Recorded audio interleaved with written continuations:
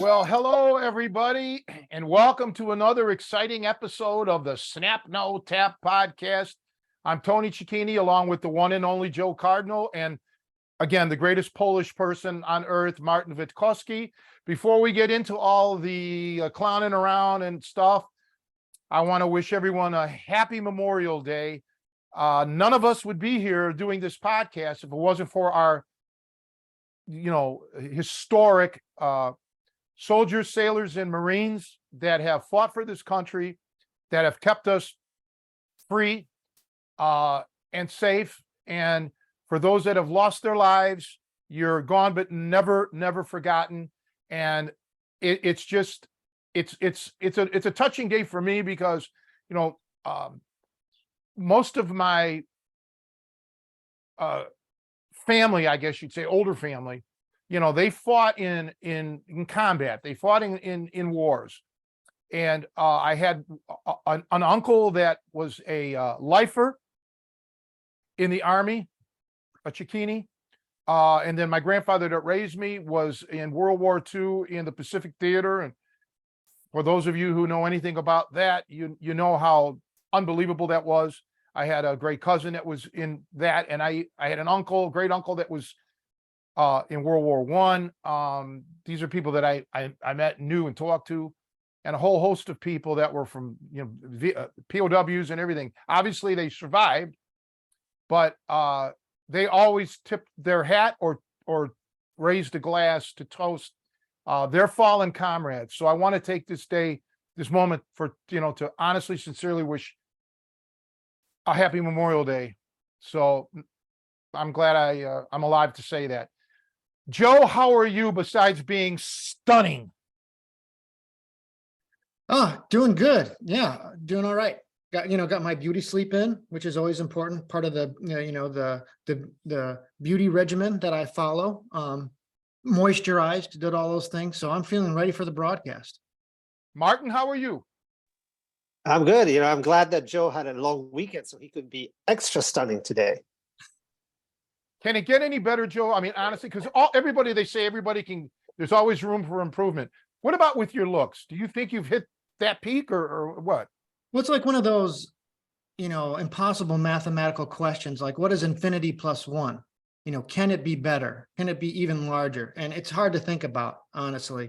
So I try not to ask myself those questions because it hurts, just to, try and process it. I just keep trying to do what I do best. Well, now that you brought up mathematics, in a way, science, maybe, because this has been a question I've been meaning to ask you. I heard that physicists were researching your previous sex life, and that's how they came up with the Big Bang theory. Because I guess you were very popular with the ladies. And also, my love life often happens in the matter of microseconds. So yes, it's a very quick action. So. But it was a hell of an explosion, I'm assuming. Yes. Okay. No, good. I'm glad we got that all cleared up. Anyway, yes, we had another nice workshop yesterday with the Krav guys. It's a bad weekend for it because it was Memorial Day weekend. Before we forget, next month, June, will be the fourth Saturday of the month and the fourth Sunday of the month, because the third is the third weekend of the month. That day, that's Father's Day. Okay. So again, nobody's going to be around. So we'll combine it. And I think Joe's going to be out of town too. So we're going to make everything. So Saturday at Bender's, June 24th, and then Sunday, June 25th at Krav Maga. it's updated already on my website. I've been up since 2:30 in the morning, so we got all of that on there. So yeah, I wanted to get that out now, excuse me, before we forget. So you want to talk, Martin was there last Saturday, but he wasn't there yesterday. I think we should discuss a little bit about what we did, because it can help these people that are watching or listening just to understand it, how what I do and my theories are different than anywhere in the world. I don't care who you're studying with. The more we see people from different schools, the more we you just get that reinforced that nobody approaches fighting like we have here in Chicago, like what we do. Yeah, well, the last two workshops, we had a out-of-town visitor, Desmond, who's a really cool guy. Yeah. Actually, yesterday, I talked with him for about an hour, I think. At least it felt like that in the sun. We were out in the sun for after the workshop, just talking about catch and talking about his coach. It's kind of cool to hear that down in Texas, that they have a catch community and people are trying to work this. And it's exciting that he's reaching out to us and trying to explore what you teach. And so that's very exciting. But yeah, you know, one of the things he brought up, and he wanted to show a specific kind of hold, and you know, and it kind of was a little bit of a complicated setup, maybe, would you say? It just, you know, it was depending on certain reactions, and you know, you had to give us a very important reminder that, you know, the risks that you're taking when you're doing something like that. Part of the negativity that catch gets is that they try these fancy moves and they will never work. They'll only work against a fish. They won't work against an advanced athlete, not even necessarily a grappler. They're just, you know, you just don't do those things. And I'm going to give a very important tip, like I gave to Desmond to take back to his coach, and I gave it to you guys yesterday. And that is, I always talk about keeping your arms in, because anytime you extend, you become weaker. Anybody knows that's common sense. Well, I guess it's not common sense. Okay. But the same damn thing holds true on the ground. If I'm pinning somebody and I'm reaching, stretching out like this, my arms damn near fully extended to reach for a limb, it's a show hold. It's not going to work. You're weak.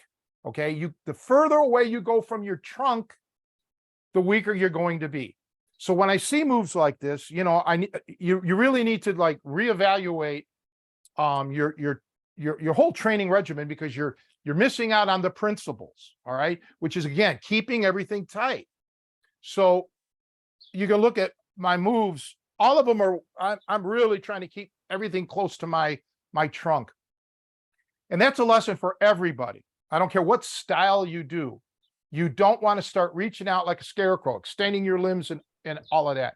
Secondly, part of that move, and we can't explain the move because it's a visual thing, was one arm attacking a leg. That is incredibly risky, especially when you're stretching, because the legs are just super strong. And to extend a leg or to use both legs, as I showed how to counter any of these types of moves, including cradles, where you use both legs against one arm, pretty much negates these moves. And also it's timing too. You know, you don't want to wait until the move's fully on. Don't give the guy even that much. Just get out of it. If you were training with me from day one, you'd know this. You'd only show these moves kind of like a trick shot in pool, you know, where you set up the balls and it looks all fancy, but it's not a functional shot normally. And that's how a lot of these holds are. So keep everything simple when you're fighting and look for other openings. Rip the guy or short strikes. Don't go drastic strikes, because that changes your whole posture and positioning and so on. Keep everything short and compact, as if you were fighting in a telephone booth. Many people probably have never even seen a telephone booth, but you get the point. Don't reach, don't expose yourself.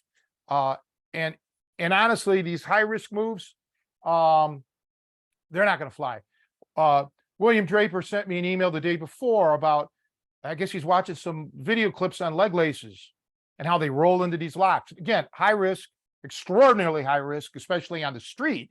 You wouldn't even think about it, with rocks and, you know, snow or whatever. These are moves that you practice. If you want to pull them off in a tournament or attempt to do them, that's fine. But against anybody who's skilled and exposed, they should be able to counter you like that. You got to be a quick thinker when you're fighting. And I believe grappling has worked against that principle. Okay. Grappling, in many instances, guys think slow because that's what they're taught. Take your time, set up the move, this and that. You're not taught like that in pretty much most other sports. At least any sport that I competed in, be it track and field, be it boxing, be it football, baseball, softball, nothing slow. Everything is like instant. You've got to make instant adjustments. And I see in a lot of grapplers, they don't. And you got to get out of that mindset. It's got to be instant, instant, instant, explode, explode, explode. And when you get that kind of mindset and that physical ability and that mind-body connection, you're going to render most of these fancy moves. They're going to be useless. So I'm not saying you'll never get them. You know, I've seen wild haymakers land, but wild haymakers generally don't land against a skilled opponent, and these moves won't land against a skilled opponent.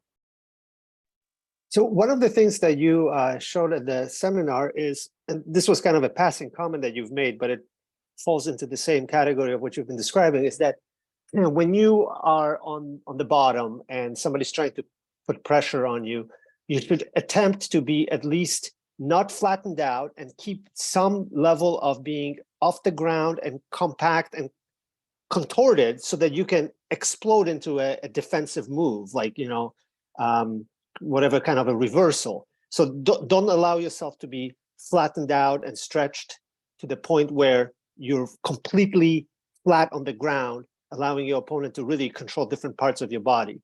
And you've made that comment like really towards the end, but I think it's kind of an important principle. Well, absolutely. And of course, we have to demonstrate this because, I mean, being flat on your back, because so many people who study that don't study with me, they're used to just being flat on their back because there's no pins. So it's a comfortable move for them or a comfortable position. But yes, think about fighting on the feet, boxing. I always revert back to that because that to me is the premier striking art. So you don't stand squared. Okay. You don't start fighting like that.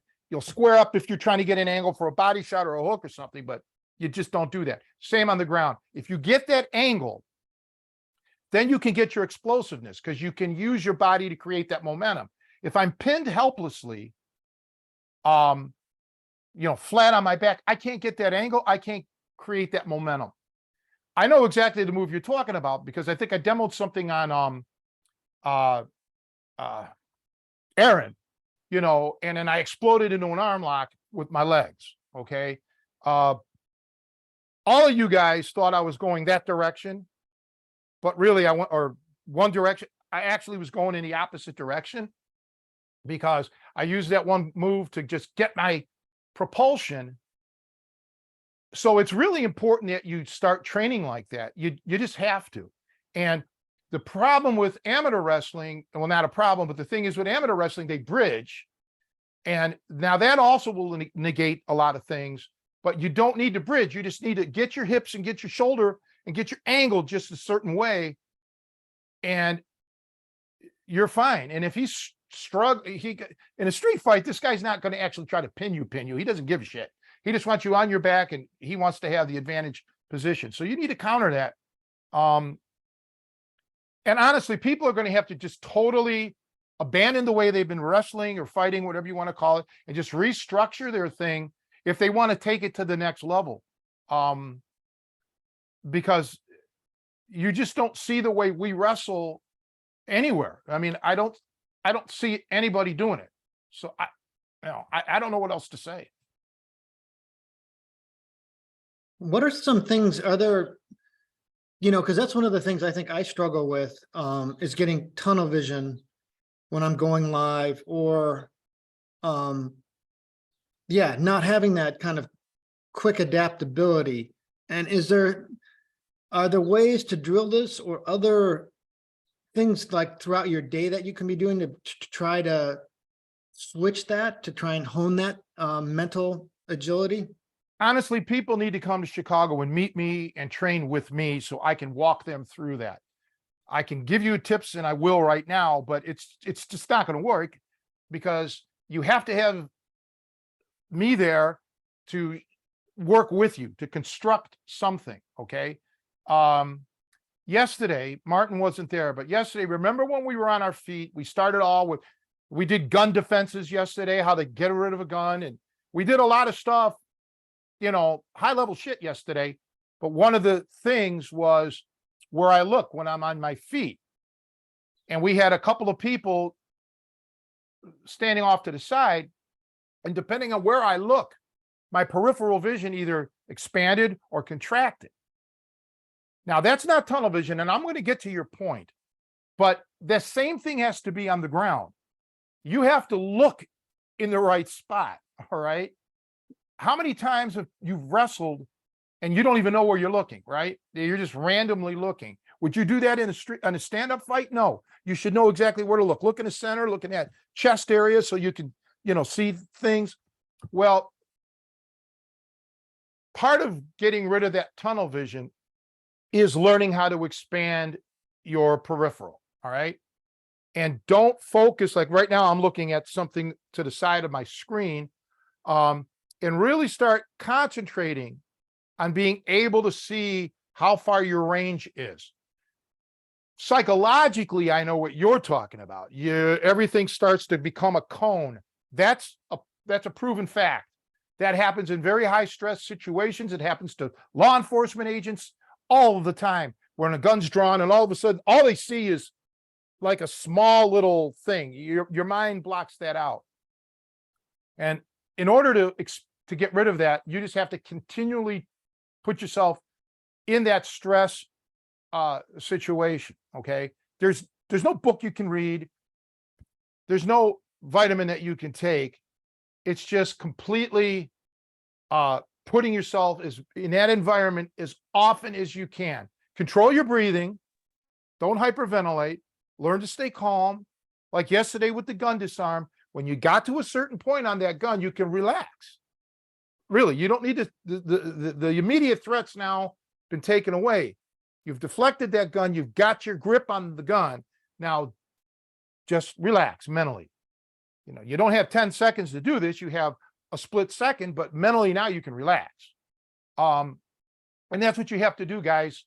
When you're on the ground, let's say, I guess you're talking about being on the ground. There'll be a moment when you've already passed the threat point. Now you can relax, and that tunnel vision, if you had it momentarily, it'll be gone. Okay, so don't make the whole encounter stressful. Just make that one moment maybe perhaps stressful. Once you pass that bad spot, then things should lighten up for you. Does it help too, just to be aware, like if you recognize that you're in tunnel vision, to just be kind of self-aware about the fact and say, okay, you're getting tunnel vision, like in that moment. Of course, and that normally is because people feel pressure, okay? Nobody gets tunnel vision unless you actually have a head injury or something, or vision, you know, a medical emergency. Nobody gets tunnel vision when they're relaxed. I've never once heard of anybody saying while they're out, oh, I got tunnel vision. You know, it only happens like maybe in a minute, like there's going to be a car wreck, right? You slam on the brake, right? And now you're in that stress situation and you don't see anything else. You're going to veer. Maybe you're going to veer to the right. Your mind is totally forgotten about the possibility that there's a car on your right-hand side. All you see is that car in front of you. You're slamming on the brakes. Slow down in a street fight, or I don't mean slow down to the point of you're taking, you know, when I say slow down, I'm talking tenths of a second here, okay? Or maybe 1 second tops, and just get your bearings. So if you feel that you have tunnel vision, slow down. Just frigging slow down, because bad things are going to happen to you. Okay, you're not going to see shit coming. So you have to slow things down. But again, I'm going to keep on emphasizing when I say slow, I'm not talking jujitsu slow, okay, where you think you got 5 minutes here. I'm talking matter of split seconds to maybe 1 second or so. And that does make a difference. I also wanted to go back to one other thing you said a second ago is about how you really benefit a lot from live training and having somebody watch over you, because some of these like small details, like being compact and not allowing somebody to stretch you out, creep in. If nobody's watching over your training, this will just naturally happen as your body tends to get adapted to certain positions. It tends to find a more comfortable spot to be in. And unless you have somebody live training you, at least occasionally, like come to Chicago, see Tony, he'll make you aware of these things. Because if you're not aware of them, they'll just happen. And Well, they will. you have And no yesterday- recourse. Yesterday when Joe was practicing disarms with Desmond, and Desmond was doing the disarms or attempting to do the disarm, there were times where, because Joe and I'm just using Joe because it happened, but everybody does this, where you become too cooperative. Okay. I'm like, Joe, get your other arm in there, damn it. And then once Joe got his other arm in there, then Desmond couldn't do the disarm. But after a few practices, then even when Joe got his arm in there, Desmond was still able to do the disarm, because the disarm's going to work the way that I showed it. So Martin, you're completely right. Sometimes you have to step it up. Now, even guys who go full blast, let's call it, which that's not always good. You don't need to go full blast. They'll be missing things to do because they're not thinking outside of the box. Chuck May said it yesterday. He quit going to some famous jiu-jitsu guy because Chuck says, I kept getting put in the corner because literally he was told to get off the mat and sit in the corner because he would instantly go for the groin or something because it was there and it was highly effective, and it just demolished the instructor's technique that it was kind of going to show, because going for that groin in that position ended it, period, done. So Joe got punished, or Chuck got punished for that. So finally he said, after a few months, I quit. I'm not coming here anymore. It's bullshit. So that's why you need somebody like me that doesn't fight like everybody else. And I could say, okay, this is how a maniac would counter you. He's not going to counter you nicely or with another technique. Remember something. If you're going up against, especially in a street fight, if you're going up against somebody, they may not be trained in this shit.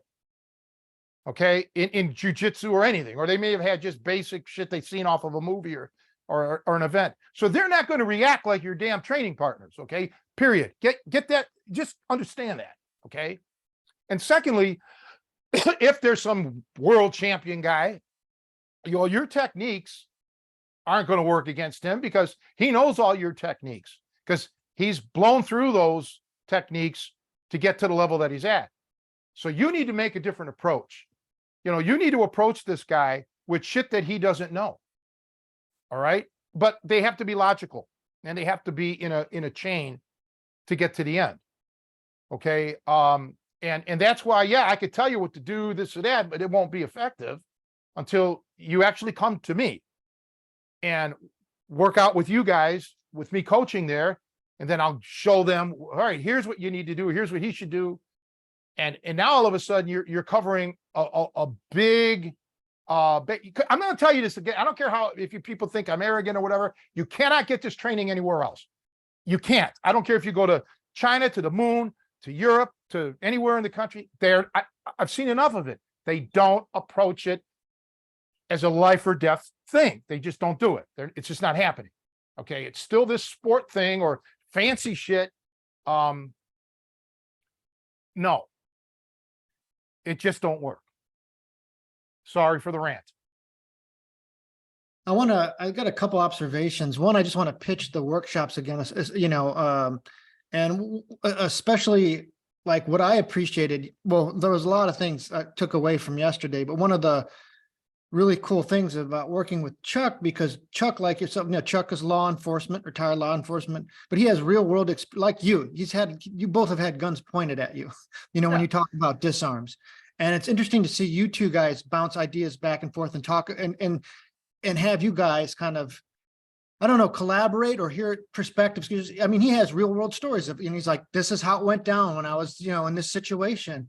And so, and having you guys collaborate, it gives a lot of confidence to these things. These aren't just random, gun disarms or whatever. So having two guys with real world experience is a real rare, in my opinion, opportunity, especially when you're talking about life and death, things like that, where you don't want to be messing around. You want to know this is how these guys survive these things, and this is what their thoughts are on how to approach it. So that's just one observation I wish I had put out there earlier. Hopefully people are still listening, just as another pitch for that particular workout that we do. And then the other thing, though, this conversation has reminded me something that really struck me a long time ago. I read, I think in one of Dan Inosanto's Kali books. It was just a kind of an aside, and it wasn't his main point at all, but he was talking about some Kali master who had watched him do a demonstration somewhere, and the Kali master, the old Filipino guy, really gave him some shit about it. He's like, why aren't you guys going for the kill right away?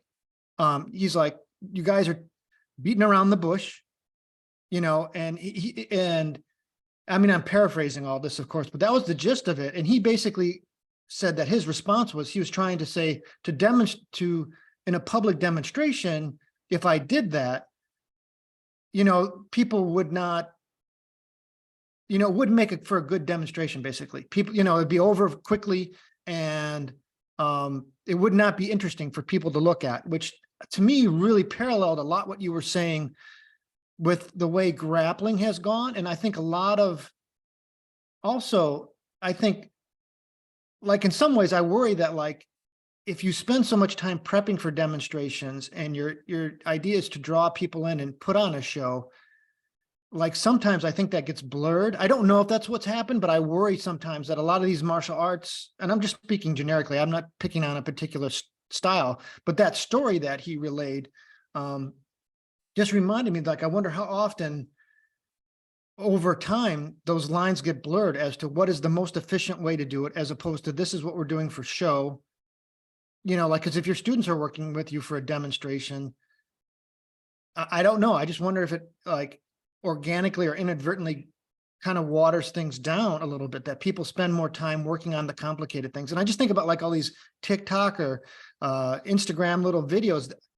I'm sure instructors, if we put out a simple, this is a quick rip to a top wrist lock, people they're not, I don't think it's going to be exciting for people to watch. I mean, people who are in the know would be like, oh, that's cool, that's awesome. But other people would be like, oh, that's too simple or not flashy. Like, if the purpose is to get views and to bring people into your school, I think it might be driving people to show, these higher complicated moves. And to me, I think that mixes the message, that people think that that's the real art, and they're Well, you're probably right, but also, maybe he didn't know the quick kill. Okay. If you're doing a demonstration is one thing, but when you have your students practicing this way, that's criminal, man. I mean, unless you're telling them, hey, we're going to put a demo team together, or we're going to put on a choreographed show. Okay. That's fine. Practice these moves. But if you're trying to pawn this shit off as viable self, and I don't mean Dan in this, I don't mean anybody, that you're pawning this off as viable, that's criminal, man. Because now you're talking about putting somebody's life at risk. And even yesterday's gun disarms weren't the be all end all, because we only did it from one scenario where you were up close and the guy asked you to keep your hands up. All right. This is not how a lot of things go down. Okay.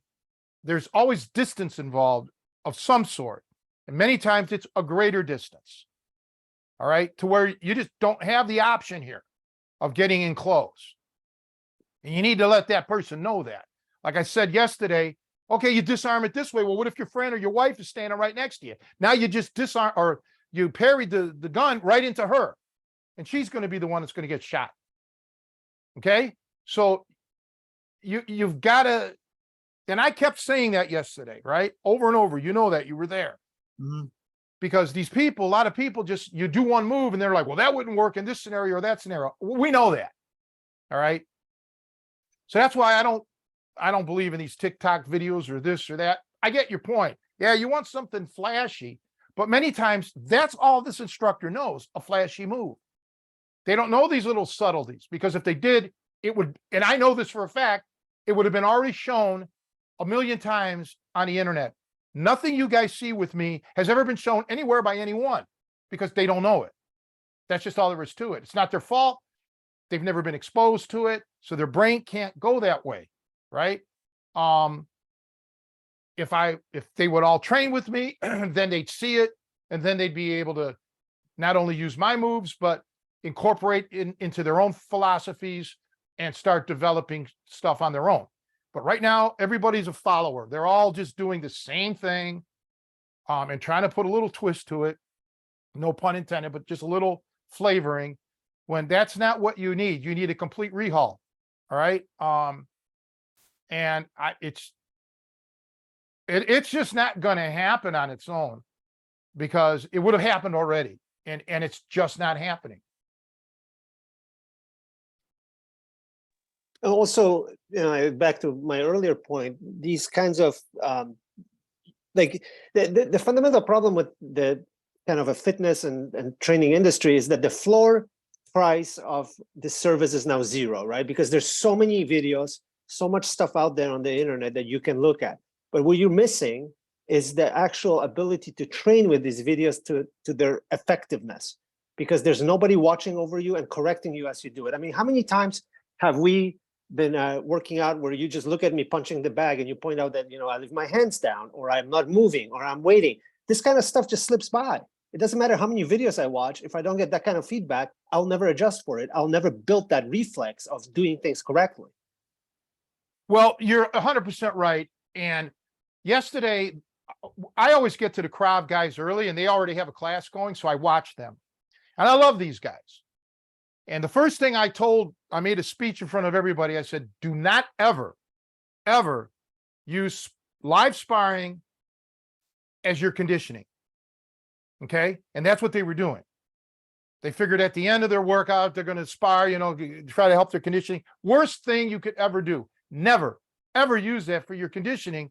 You use your road work or your other exercises for conditioning. Reason being, you're gassed already, right? You're gassed and you're trying to get back in shape. All you're doing is super bad technique, because you don't have you just don't have the energy to do it.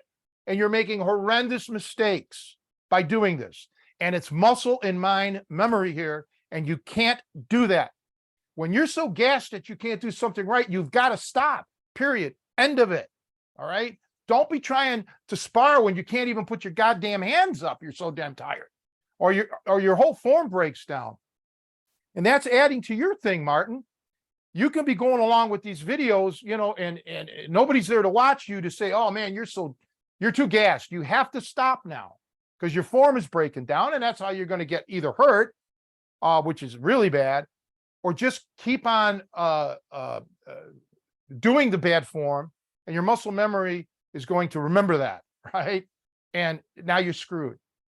So these are things.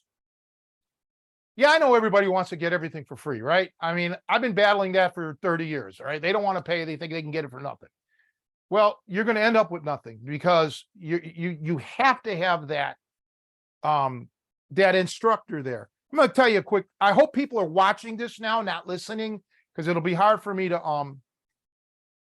I'll try to, for those who aren't watching, I'll try to explain this. But when I was playing the accordion, right, and I thought I was pretty good at one point, right? I'm getting there. But all right, so this is a good way to hold the accordion, just like I have it now. All right. But what I would do, and it's terrible, because I started off being a self-taught player. All right. I was self-taught in the beginning, which was horrible to do, because you make so many mistakes doing that. And it takes years to unlearn it. I would do this. Okay. Now, why would I do that? Well, because basically now I have my elbow close to my ribs, and I got my wrist bent. Well, from fighting, I was always taught to keep my elbows in, right? Chin down. But in this instance, I wasn't I wasn't thinking ahead. I know that a gooseneck is going to tighten up your fingers. I know that from fighting, but I didn't put it together with my mind with my music. So while I think I'm playing, I was actually slowing myself down. I had the brakes on. Wasn't until Ronnie Moon pointed it out that, hey man, get that elbow out there. Now my arm is straight. My fingers can fly up and down that keyboard. And you know what? To this day, I still make this mistake of sometimes bending my wrist because that's how I learned. And because I was self-taught in the beginning before I studied with Eddie Cecchine and then Ronnie Moon.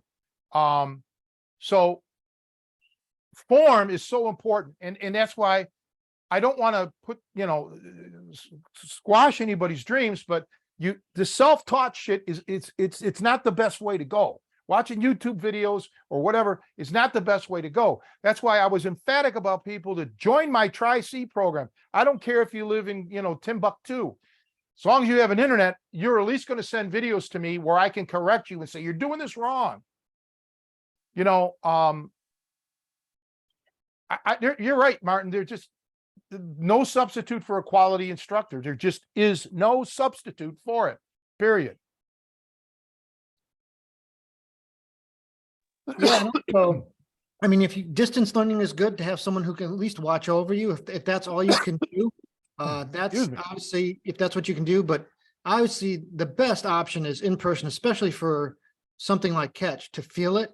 Well, that's the Tri-C. You can also come to Chicago, right, and stay with me, or whatever. You have the best of both worlds. I don't care if you people hate my guts. I know what's out there. It's not what I do. It's not as good as what I do, especially. I mean, it doesn't have to be what I do, but it's not as good. There's just so many gaps and flaws because who trained these people? Who? And what was their background, the trainer? Was it show wrestling or was it, did they make it up along the way or whatever? I don't know. But yeah, I mentioned before, even with Luthez was not a ripper at all. Okay. He didn't need to be because he didn't wrestle to learn how to defend himself, for one. Okay. He wanted to be a professional wrestler. He had abilities. And Lou came around. Yes, Lou learned the legitimate hooks, the submissions from guys like Ad Santel and Tragos and that. But it was all performance. Okay. All performing. There was no sport. And this is getting lost in people's minds, especially now where they try to rewrite the fucking history like, oh, all these guys competed. They did not. They did not compete. This was an exhibition. This was a show. They were professionals. They were getting paid, win, lose, or draw. Okay. So you can get away with being sloppy. You can get away with, not doing the move 100% or showing up not in shape because you were there to perform. You weren't there to compete. Understand? And this is getting lost on a lot of people. And that's why real professional wrestlers, I mean, the guys that weren't like Hulk Hogan's and were super famous, they were the ones who were trumpeting that these submission holds that these guys are doing won't work. They won't work on a live or highly skilled wrestler. There was one wrestler, as a matter of fact, that worked out with some legend, let's call it, who said this is all bullshit. Okay, they only work against beginners or guys who are not resisting or guys who are just fish. Try to get it on a skilled wrestler or a skilled athlete, it's going to be hard. When Inoki tried to pull his shit on Bruno Sammartino, he broke those holds like it was a child trying to put it on him. And Inoki was trying to shoot on the guy. He didn't get too far with his shooting, okay? Sammartino knew enough about wrestling and was so strong, he just broke those holds. Because number one, the holds weren't put on properly, because he didn't know any better. And Sammartino blew through these holds. That's just an absolute guaranteed 100% fact. I don't give a shit what anybody says. I know the facts on it, okay? Plain and simple. So you've got to understand, it's nobody's fault. They weren't trained to be killers. They're not like what I am or what I hope you guys are to literally kill a man, all right? Not just pin him or tap him out. End this guy's life if you have to, and you got to know how. You got to know more than just a goddamn choke to end somebody's life. There's several ways of doing it. without weapons. And you need to know these things and how to set up for it and all this shit. It wasn't their point to do it. Just like if I was supposed to be a professional wrestler now, if somebody hired me to put on a demonstration match, I would look horrible because I don't know how to fake it like that. I don't know how to do it. I would look like a chump, and nobody would want to work with me again because they'd say I'm too stiff and this and that, because I wasn't trained for demonstration wrestling. I can't do it. And so it would be not only would it be unfair for me, I wouldn't try it unless it was just for a joke, right? But it's not these guys' fault either. You know, they don't know because they weren't trained to use this stuff to end somebody's life, to kill, or to use it to defend themselves against a gun or a knife or whatever the case may be. I'm sorry, that's just facts, man. That's just frigging facts. And people are trying to rewrite history or bend the facts to fit it. I don't give a fuck if anybody trains with me anymore. Honestly, God, I don't, because the real shit is going to die with me then. And that I'll be fine with that. Once I'm dead, I don't care. All right. But if you're alive and you want to know how to really be the man, you stop with everybody else. Just set up to come to Chicago. That's your only choice now. I say this because I keep seeing other people and what they're learning, and it's just not together. It's just not all together, man. I mean, even the stuff on the feet, they don't stand right. Their weight's on their heels, or their legs are locked, or they're bent over too far. Come on, put all this shit together, man. I'm on a rant today, but it's because it's Memorial Day and people have involuntarily lost their lives to save this country. I'm trying to help people here not to lose their lives or get hurt by trying to tell you this is the way to do it.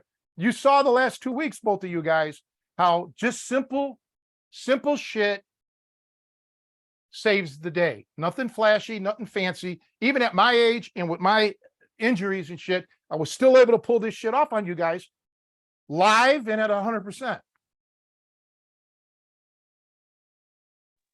Yeah, and then you can also rest assured that Tony has plenty of experience with sports like boxing and wrestling, that the techniques, the athletic aspects of it are not lost at all.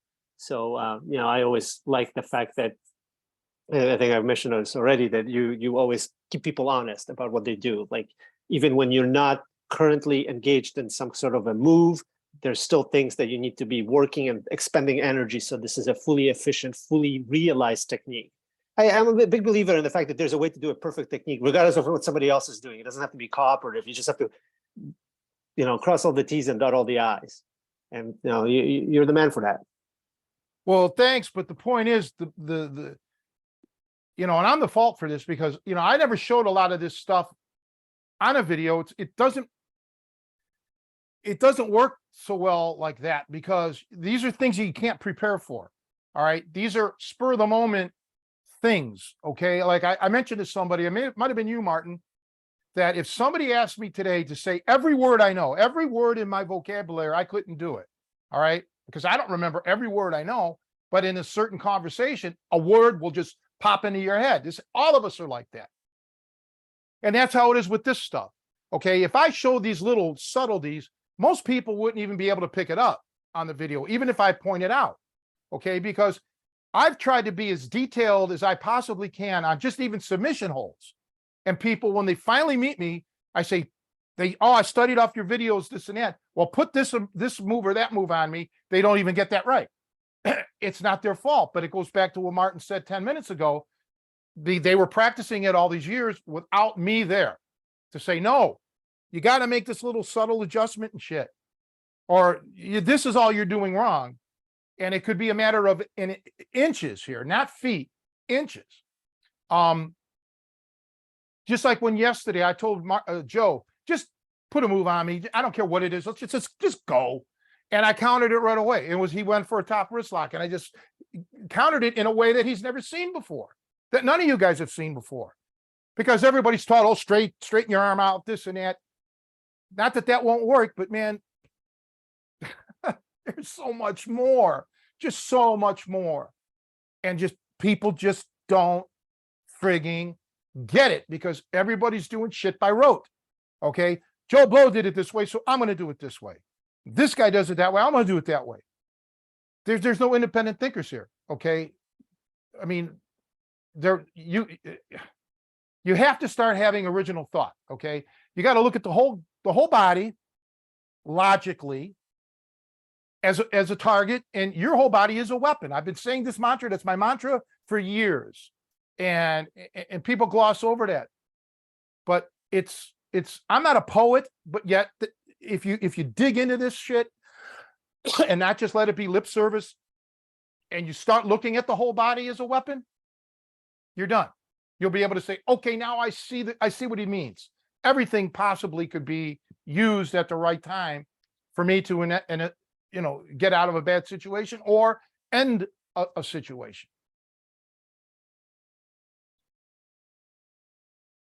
Yeah, I think over the 2 weekends, there was two different,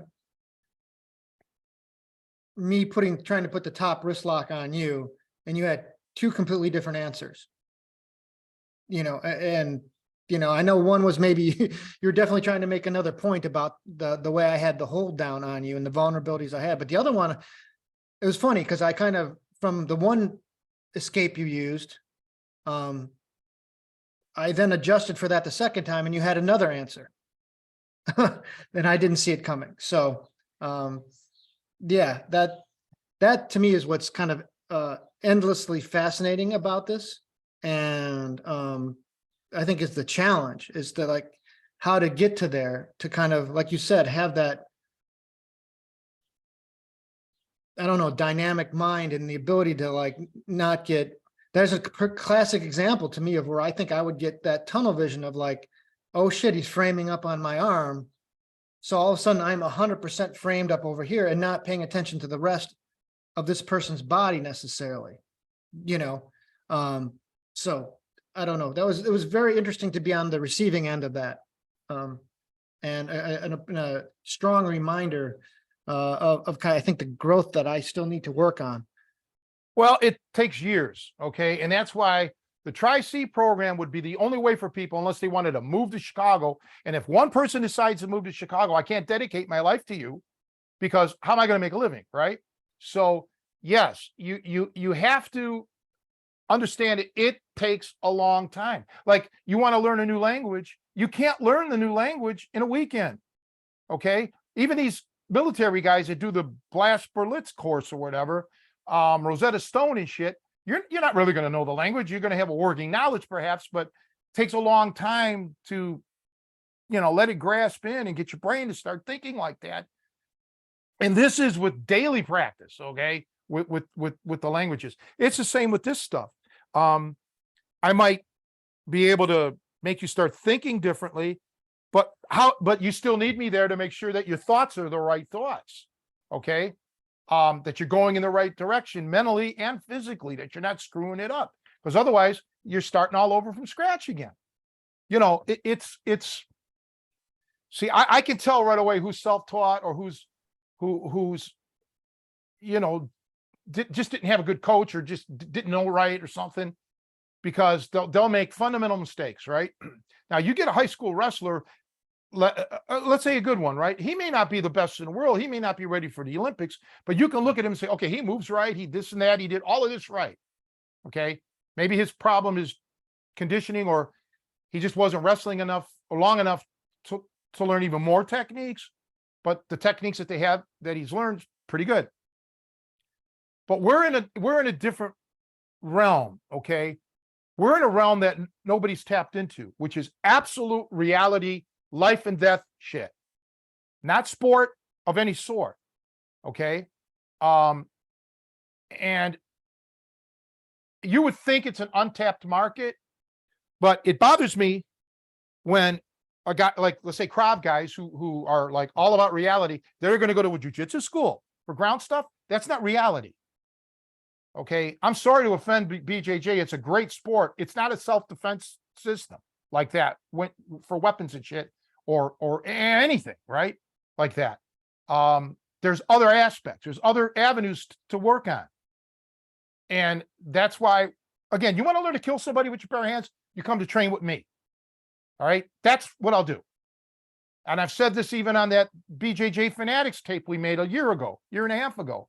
The sport world has had many years now to become wonderful. And to me, it's the same old shit. And it's not for me.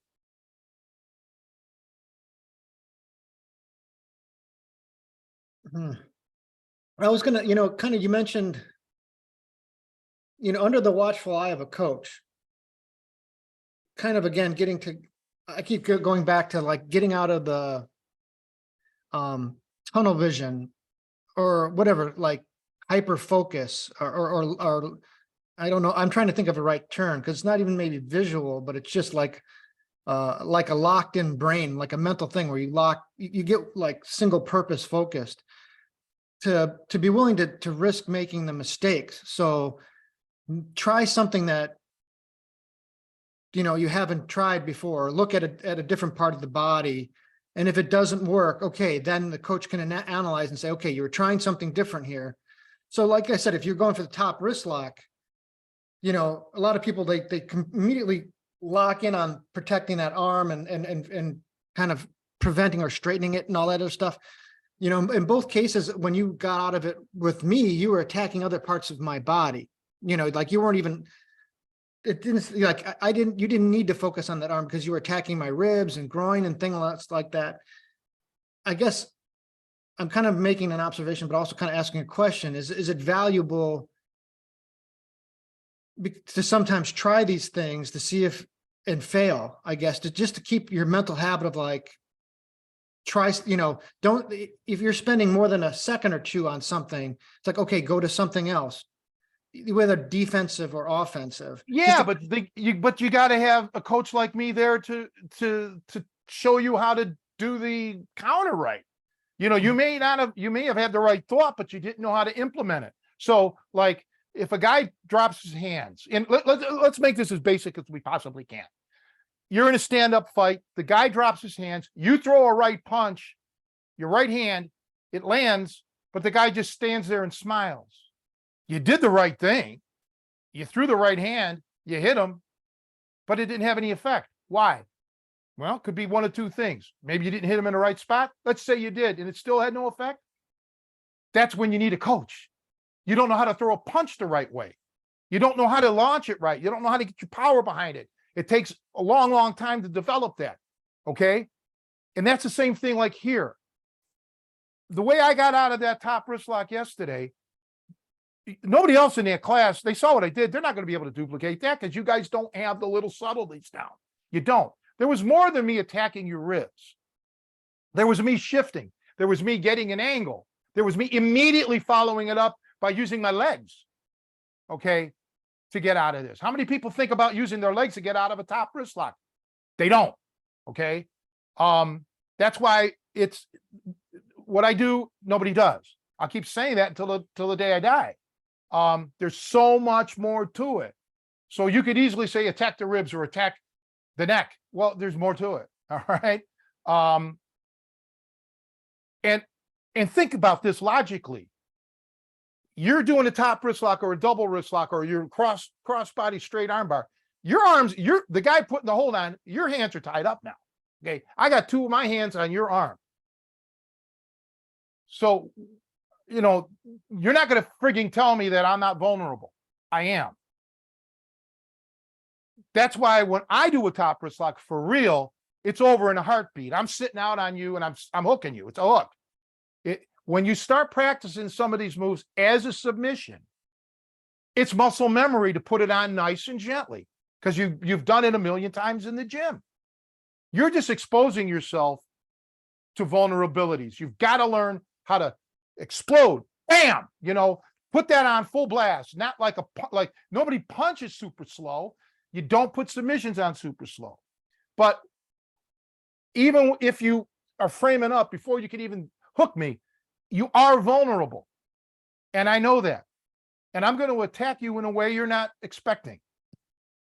And this takes training. You cannot do it instantly. Okay, Mo Howard from the Three Stooges knows probably better than anybody in the world how to poke somebody's eye out, right? Because he did it to friggin' Larry and Curly for 50 years, but he doesn't know how to poke an eye out, because he doesn't have the technique down, because that wasn't his point. But this is how so many people fight. They fight like Mo Howard. You got the right idea, but you don't know how to do it. All right. So that's why it's important to train with a qualified, competent person that knows, okay, this is where to go. You had the right idea, but you did it like Mo Howard. Don't be a Mo Howard. Yeah, this is kind of the point that I was trying to make, that seminar is some of the fishing for getting the right grip on the top wrist lock, that goes away when you're actually good with it, right? Like guys that were good at the gym with the top wrist lock, like, Brian, were very explosive with it. So there was never any kind of a commitment to this motion of fishing for it and tying up your arms, looking for it. It was bam, it was there, or it wasn't. You bail and you're still in a good position to continue whatever you were doing before. Well, exactly. Now we'll use the top wrist lock again as an example here. Just the thought of me going for the top wrist lock, I don't even give a shit if I get it now, because that may not be my end game. I got you thinking about the top wrist lock, but now other parts of you are vulnerable. Your brain is focusing on countering the top wrist lock. My goal is not the top wrist lock. My goal is to destroy you. Okay, to just punish you and cripple you and maim you, hopefully for the rest of your life, that even if you go to the doctor, it's never going to be the same again. All right. So the top wrist lock may be my feint. That may be my way of getting you to think about something. Meanwhile, I'm going after your face. I'm going to rip your lips apart. I'm going to pluck out your eyeball or some shit like that. And there's nothing you can do about it except lay there and cry like a baby when it's over with. Okay, that's reality, man. Or, you think I'm going for the top wrist lock, but maybe I'm going to reach into my back pocket and, I got a shiv, and now I'm going to just stab you 90 times and shit and end you that way. Okay. But when you're in a sport mentality and you're taught to counter it this way or that way or this way or that way, your counter may work if the guy is still in sport mode. But your counter may prove vulnerabilities and open up your vulnerabilities. When I countered Joe last week and yesterday, I was not vulnerable from Joe at all. If there was 3 other people on his side standing around me, of course you're going to be vulnerable to getting ganged up on. But your focus has to be on ending somebody's life, ending someone's life, not tapping them out, not pinning them, not getting points. When you focus on killing somebody with your bare hands, because that's what self-defense may end up becoming for you, it changes everything for you. Okay, now you'll know, well, if I try to counter this way, he might kill me if he's got a knife or if he can reach his gun. When he's going for the top wrist lock, at least I know he's not going to get a weapon, right? Because his hands are tied up. That's a good thing.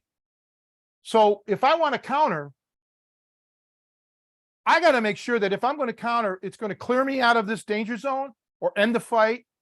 Because if I break free, this may elevate it in that man's mind that I'm up against a guy who knows what the hell he's doing or is stronger than me or something. And now a guy who may not have wanted to go for a weapon if he had one is now going to reach for his weapon because his hand is free now. His arms are free and he's got access to the weapon. You see what I'm saying? This is why you guys are getting me fired up. But this is why I can't stomach when you're constantly in sport mode. It's okay if that's all you want to do is compete. But when you're talking about life or death, okay, and when I say killing, I don't necessarily mean you killing the guy, but that guy can kill you. You don't want to let him be able to kill you. So you've got to just end it, all right? And don't sometimes, so basically a counter may put you in more danger than you think. And people don't think that way. Also, Tony, yeah, so I'm become kind of a boxing nerd because of how much of this stuff I watch. I can't watch regular TV anymore. It has to be sports. I'm done. But I noticed, like, some of the fights, which are very much like contests where nothing's ventured, nothing is gained. These guys know roughly the same amount, and they just kind of throw a bunch of punches. But the guys that are trying to get a finish, that are actually trying to kill the fight, end it, they'll lay a trap. They'll walk the guy into a more powerful punch. Like they'll open up space so the guy walks into it to do his, the usual safe thing to do, but they'll be ready for it, and they'll throw like a lead hook because the guy has stepped into a piece of space that's well within their range, and they've waited for that trap to be set. And then that is when the real devastating punches land. Because when the guys are evenly matched and they're kind of like just going through the motions, there's sometimes not much that happens. It just goes 12 rounds and it's over, and whatever, we have a decision. But the guys that are crafty, they'll set a trap, and I really like watching that. But sometimes you just don't get it. Well, and Never boxing is happens. doing it with basically 5 or 6 punches, depending on their arsenal. Not 30 or 40 or 50 moves. That's You right. know, Yeah, it's very not- limited. That's another bullshit thing about YouTube, where look at this new submission, look at this and that. That shit ain't gonna work. You might pull it off in somebody's gym, because they're cooperative or they're just fish. But you think boxers, you go to a boxing thing, you're not gonna see new punches, and shit like that coming out. No, what you learn is like what you're saying, setting up traps, getting the guy to drop his hands, getting the guy to maybe like lean forward and expose his chin so you can nail him with an uppercut, right? That's the beauty of it. And you're right, you don't see that all the time because a lot of fighters aren't necessarily in it for the knockout. They're conditioned, so going 10 rounds or 12 rounds in a title fight, they're prepared to do all of that, but they want to win. Okay, their goal is to get that title, right? So they don't necessarily have to get the knockout. If they feel their jab is working and they're winning every round, well, they're going to keep up with that because everything comes at a risk. So to get to your point about setting a trap, that's fine, but I don't want, if I'm trying to set the trap, I want to make sure I don't fall into the trap. Okay, kind of like what we just said about escaping the submission hold, but yet that led me to getting knifed or shot. I don't want to set a trap that, if I'm fighting for this match, I already know how much money I'm going to earn. I'm not going to get any more by knocking them out. But if I'm determined to be a knockout artist, that's my thing. That's what I want. I want to be a knockout guy like Tyson was and shit. Yeah, they're going to set traps. Absolutely. And that's what I've been saying about grappling or ground fighting. Yeah, in that regard, set traps. Set the guy up. You don't need a million techniques. But you're laying flat on your back like Joe was talking about in the beginning of the podcast. It's going to be hard for you to set a trap. But if you got angles and you can get, shifts, you move your hips, you have a chance to set that trap.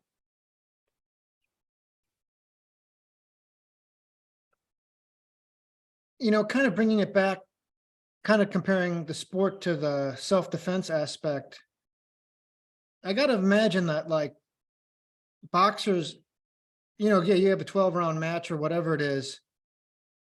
They're going to approach that differently than if they were in the street though, right? Too. So even like you might have a long plan over the course of a few rounds of how to, set this guy up and program him and feel him out. You have all this, you have the luxury of time, even in a very realistic combat or, full contact sport like boxing. But when you take that same skill set and you say, okay, your life is on the line, you're going to approach that I'd imagine as a boxer, you approach that very differently. You're not looking to take your time and set things up. Well, you may set them up, but it's not, you're not going to take your time. Remember that clip of, my throat's drying out because I'm yelling, Rocky Lockridge. He faked and then he launched into his attack. Fight was over, one punch. And there's a clip I saw, I thought it was of Mike Tyson beating up 2 guys in a street fight, right? Martin would know. I swear that I saw a clip years ago. Yeah, I think it was in a casino. They tried to rob him, right, or put a squeeze on him. Yeah. He didn't play around. He didn't play around with these guys. He took them out right away. Okay. And that's because he has superior skill, but everything he did was perfect, textbook perfect. But it was over quickly. This is how these fights have to be. You get long and drawn out, you might have a problem. If it's multiple assailants, you got to figure things out. Do I want to engage? Do I want to take one guy out? Or do I want to assess the situation and try to attack three almost like simultaneously? Like 1, 2 love taps on him, 2 on him, 2 on him. I can't make that call for you because every scenario is different. But the point of the matter is, boxers know one thing they know that grapplers don't know. And that is, I can lose my life today in the ring or 20 years from now because of this fight. See, I got brain issues because I've been hitting the head a lot. I've had a lot of issues through the years, and it's, you know, the health shit I'm going through because of it. Boxers know this. Wrestlers don't think about it because, you know, it's really not, they're not taking punches or whatever. Football players now are realizing it too. So a boxer knows in a street, he's probably not thinking about 20 years from now. He's thinking, okay, this guy could kill me immediately. So these are kill sports, okay? These are sports. Boxing is a kill sport. Many men have died in the ring through the years, right? We know that. And it's tragic when it happens. But how many more boxers have died because of their fights that they had years before? You know, dementia pugilistica, CTE, or what have you. So it's a different approach. It's just, you know, I know you see a lot of old time wrestlers that had to get their hips replaced, shit, or, you know, their necks don't turn right anymore. But they're alive. They, you know, I'm not talking about pro wrestlers. I'm just saying amateur wrestlers. You know, pro wrestlers, we know what they've gone through. But when you know that this is a risk, a life or death endeavor that I'm doing here, kind of gives you a different mentality. At least it does for me. And it did for the old time boxers that I knew growing up, because they all talked about how they would approach everyone that I talked to, because I was a kid. They all volunteered information to me about how to box in a street fight. Okay. Now there's outside, we should cover this on one of the workshops, the outside fighting and the short inside fighting. And things are different there too. All right. How you can get in using your head, using your forearm, using your elbow, using short punches, as opposed to a little. So to me, there's like 3 ways of fighting, 3 ranges: the real short fighting, the more like outside fighting, and then the distance boxing, okay, where you're way out and on your bicycle all the time. So sometimes you want to you want to know how to fight when you're really in. We covered a little bit about it yesterday without me addressing it, about leading with your head, you know, how to headbutt in, you know, the right way. And then that sets up, you know, those other punches that I showed. That's not even, I wouldn't even call that what they call dirty boxing today. I wouldn't even call that dirty boxing, really. That's just a right way of coming in, leading with your head. And then you follow up with legitimate punches. Or you could throw an elbow. That would probably be dirty. But I don't call leading with the head necessarily dirty. I call headbutting, once you're in there, dirty, but leading with the head is different than a headbutt. That's another thing that I'm trying to get across to you guys. Terminology means a lot. If I say lead with the head, like those guys were leading with their face. They literally were. They were walking in with their face exposed because they were so gassed. If you're that tired, lead with your head to tie up. It's not necessarily a headbutt. That's a great point, Tony. And, you know, I remember a long time ago, I don't know if I'm giving away trade secrets, but I remember you mentioning to us at some occasion, I forget what it was, that you have a trick where, like, if you're in a bar and somebody's being aggressive, you'll close the distance by saying that they need to repeat themselves and you can't hear so well. And you showed how you do that in a way that's very safe. It's not leading with your face, it's leading with your head, and you close that distance for free. Yeah, and that actually sometimes I have to do that because I don't hear what the guy said, But yeah, it's stuff like that. But I'm leading with my head. I'm not leaning in with my face. I'm leaning in with my head. What now? And I'm like, and think about it. When you do this, like, huh? You put your hand behind your ear. What? Can't hear you, right? The brilliance behind that is like staggering, because what I'm doing is I'm already covered up. So you're not going to cold cock me there, right? I'm like, what? I'm covered up. And then I can launch into my shit, and the guy doesn't even have a clue. But I'm committed to launching in. We're beyond the discussion phase. So if you ever see me say what, that I'm attacking. But it'll pass in the court of law. Oh, I'm sorry, what'd you say? And then I thought he said he was going to kill me. Boom. I can't hear so good. So yeah, one of those deals. Yeah, there's so many things. Now that's not even dirty boxing or anything. That's just a street smart trick. Yeah. And it gets me. We've talked about this before. For people who just want to do sports, sport fighting or sport grappling, go ahead. There's a million qualified instructors out there. But when it comes to life or death, man, there's not a million instructors out there. There really isn't. If you notice some of the stuff that Chuck May was doing yesterday with the gun, there was no disarming, so to speak, like all this fancy, beautiful shit you see on YouTube. No, because he mentioned about him when he was undercover, having a guy get in his car and put a gun to his head. You're in the front seat of a vehicle here. Okay. There's not going to be any fancy, throws and wrist lock disarms. It shit's not going to happen. He did what needed to be done to get that gun away from the guy, and Chuck's alive, and hopefully that guy's still in prison, right? So I said this back in the 90s. If I see somebody demonstrating a move and it's beautiful, I know that guy's never done that move in a real world situation, because most real fighting is as ugly as sin, man. Okay. There's a beauty to it in that regard, but it's never, in reality, it's never flawless unless you just get a one punch knockout in. And that's why you have to have that quick mind, because your punch or whatever it is, your technique may be just slightly off, or it's in a scenario that you have never trained before, like the thing with the front seat of the car thing. So you have to be able to chain your moves, man. And your brain has to be functioning properly to do that. And you have to go into survival mode now. You have to think about kill mode.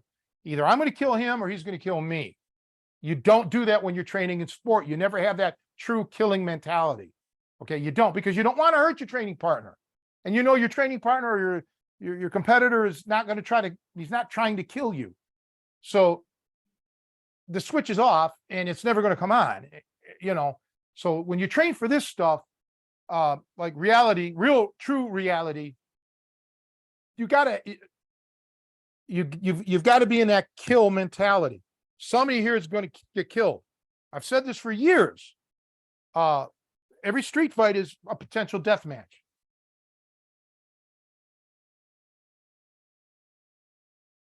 Yeah, and we were reminded of it with that thing in New York. I mean, I don't think that guy anticipated to kill the guy on the train, or maybe he did. Who knows? Yeah, you got to realize what you're getting into, and if you don't want to, especially some of the techniques that we're using, especially when you attack the head or neck. But even not, I mean, the person just could be out of shape. You get him in a hold down or whatever, he could have a heart attack. Or you can induce a heart attack. I'm not going to say how to do it here on this podcast, but again, if people would train with me, that's another way to kill a person in a fight. Okay, there's just so much that people have not known, don't know, won't know. Okay, and I'm sorry, I'm approaching the end of my life. I mean, I'm damn near 60, so I'm not going to be here another 40 years, right? people have had a lot of time, a lot of years to come and learn this and train this. You know, you've said it before, Joe, people keep putting it off, or, you know, sorry, man, it's probably going to be too late now. But the thing with New York, I'm not going to get into that other than you don't hold a choke for 15 minutes. If that's indeed what happened, I don't know. That's what they're saying. But even if that didn't happen, you don't hold a choke for 15 minutes anymore because, yeah, you're a murderer at that point. Your life's no longer threatened. You know, the guy should be unconscious. If he's not unconscious, then, you know, your chokes aren't very effective. And yeah, and sometimes again, if that's all you know to do is that choke, then you really shouldn't be even engaging in a street fight because you have to have other or not engaging, meaning entering in it voluntarily, because you have to have more tricks up your sleeve than just that. I don't think it's wise to be a one-trick pony. I don't.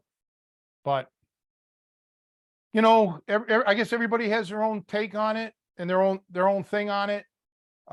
You guys know better than anybody because you guys have been with me a long time. You know my mindset. So, and you know that I got a switch. You've seen it, and when I turn that switch on, man, you're better off just going far away from me. You know, just go away because it's not gonna be nice. Martin's seen it. Martin's seen it in the wild. He's seen me snap in the streets. Yeah, a couple of pool games ended up a lot different than they started. Right. But you know, I think just the one word about this New York thing, because Tony and I talk about it all the time. It's become like a charged issue, and it really should be just a legal and medical question because you know, I have my opinions on it, and the reality is that it really depends on what happened during that time and what was the medical condition of everybody involved, because that plays into it. But I pointed this out to Tony before. There's an even more extreme case of this that happened on the CTA. A lady was being accosted by some man, and she told him to get lost, and eventually she pulled out a gun. And as he ran out of the CTA train, she shot at him twice, and now she's fighting an attempted murder charge. Now, in a lot of people's opinions, and maybe mine even, like maybe she should be allowed to shoot at him because what business does that guy have accosting women on the CTA? But that's not the legal view, and that's kind of how the New York case is gonna go. It's gonna be decided in the court. Well, it will. I mean, you know, he was I don't know the story. You've told me it about the CTA. Like he was retreating. You put other people at risk. That bullet's going to go somewhere. Okay, it is. You just have to hope that it doesn't land in somebody else's body, right? So you're responsible for that bullet, and I think that is a problem. All right, forget about even the attacker. You're responsible for that bullet. Where's it going to go? So I knew somebody when I was young. He was the first kid or the second kid. He was the first kid for sure that got, well, there was two kids in my grade school that they were the first two to get killed. Kreshmir and John. Now, Kreshmir got killed in the Army. The Jeep that he was in, this was here in America, wasn't war. The Jeep tipped over and he got killed. But John got shot in a bar in Cleveland. He wasn't even in the bar fight. He wasn't even part of it. He got hit with a ricochet bullet in the head, and that killed him. Okay, so I wasn't there, but you know, that's what happened. So anytime you pull that trigger, you're responsible for that bullet. Now, I'm not making a judgment on the little old lady. She did what she felt she had to do. But that's the thing when you enter into these street scenarios, you have to be prepared to be incarcerated, which in a way is losing your life. In a sense, you're losing your freedom. And I don't know how many people are prepared for that, because if she doesn't have any money, she's going to get a public defender. And I'm not here to bash public defenders, but I mean, you know, is the public defender going to really do all they need to do to defend her? I don't know. I can't make that call. I'm not a lawyer. All right. But these are just things that you have to think about. When I was taking care of my mother, there would have been no way I would have risked anything because I have to take care of my mother. She's in a nursing home now. I don't have to take care of my mother. Okay. She's taken care of. So, if I'm starting to rebuild my life, do I want to have my life taken away from me as far as incarceration over a stupid thing? Probably not. I'll probably say, no, forget about it. But, if somebody tries to assault me with a weapon, that's elevated right there. I mean, I can defend myself to the death. I mean, he's threatening to kill me. I'm going to kill him.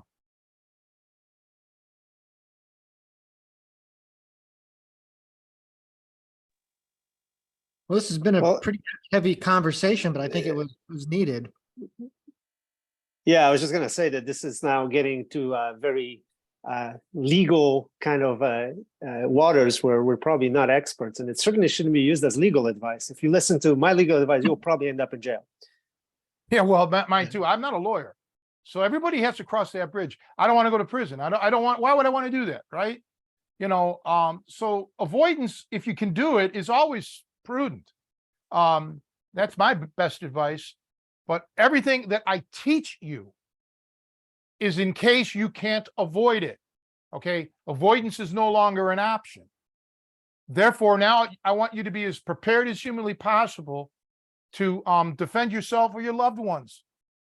That's all I'm saying. That's all I'm trying to get. That's the only point I'm trying to get across. And I'll stand behind that. I mean, 100% I'll stand behind that. And whatever. But yeah, it was an interesting podcast for sure. It's just, the difference between sport and reality is there's a chasm. It's big. It's bigger than people think. Okay. It really is. It truly, truly is, in my opinion, because, we've seen it, until in MMA, for example, until people are getting shot in MMA matches or stabbed to death or 3-on-1 or a drive-by shooting, or blown up like they did in Cleveland, which would blow people up. Until that starts to happen in the cage, it's not real. The athletes are phenomenal. They're in top shape. The techniques that they use for that sport are awesome. It's not reality.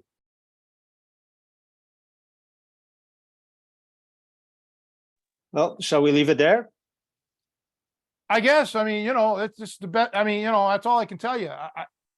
Baseball players have a baseball bat. The way they use that ball, the way they play baseball is not deadly, but they have that baseball bat in their arms. I once said to somebody, who would I rather face empty-handed? A Filipino stick fighting champion, or at the time, Albert Pujols was a great home run hitter. So I'll face the Filipino, 7 days a week. I don't ever want to face Albert Pujols with a baseball bat in his hand. Okay, when he's pissed, because that, you're looking at a different thing here.